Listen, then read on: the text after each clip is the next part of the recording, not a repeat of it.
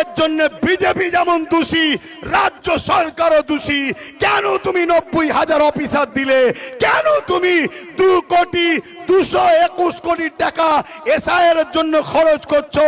তাই বিজেপিও দোষী, রাজ্য সরকারও দোষী। আমার এই কথাতে কারা একমত একটু হাত তুলে সাক্ষী দেবেন। একমত আপনারা? একমত আপনারা? একমত আপনারা? তাহলে কতবার আন্দোলন করবেন?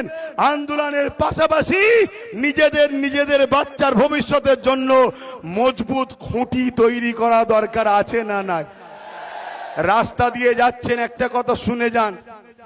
রাস্তা দিয়ে যাচ্ছেন, কুকুর ঘেউ ঘেউ করছে, শুনছেন তো?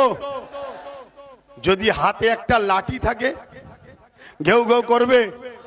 জোরে বলেন। খালি হাতে আছি বলে এতিম বাচ্চাকে সবাই যেমন লুটে যায়, আমাদের কেউ নেই বলে যে যা খুশি করে যাচ্ছে। সবে একটা লাঠি হয়েছে, এরকম যদি গোটা 30-40 লাঠি থাকে তাহলে লড়াইটা বাড়বে না কমবে? জোরে বলেন, বাড়বে না কমবে? আর একটা শেষ উদাহরণ দিচ্ছি, খুব ভালো করে শুনবেন। ধৈর্য আছে? 2 মিনিট ধৈর্য আছে? হাত তুলে বলুন শুনতে চান? শুনতে চান? মন দিয়ে শোনেন, মা বোনেরাও শুনবেন। 1000 টাকায় বাচ্চার ভবিষ্যৎ বিক্রি করে দিয়েছেন মায়েরা। চাকরি বাকরি শিক্ষা পড়াশোনা শেষ। ভুল করেছেন মা, সময় এখনো আছে, যদি মনে হয় পরিবর্তন হন। শোনেন মন দিয়ে। একটা কুকুর একটা খরগোশকে তাড়া করেছে। খরগোশ ছুটছে, কুকুরও ছুটছে, খরগোশ ছুটছে, কুকুরও ছুটছে। লাস্টে কুকুর হাঁপিয়ে গেছে। হাঁপিয়ে গিয়ে খরগোশকে বলছে, খরগোশ তোকে খাবো না, কিন্তু তোর সাথে একটা কথা আছে। কি কথা?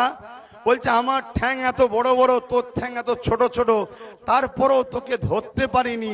কি ব্যাপার বলতে কি? খরগোশ বলছে, মন দিয়ে শুনবেন।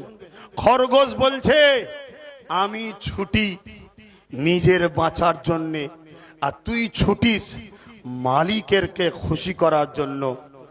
তুই ছুটিস মালিককে খুশি করার জন্য, আর আমি ছুটি নিজে বাঁচার জন্যে।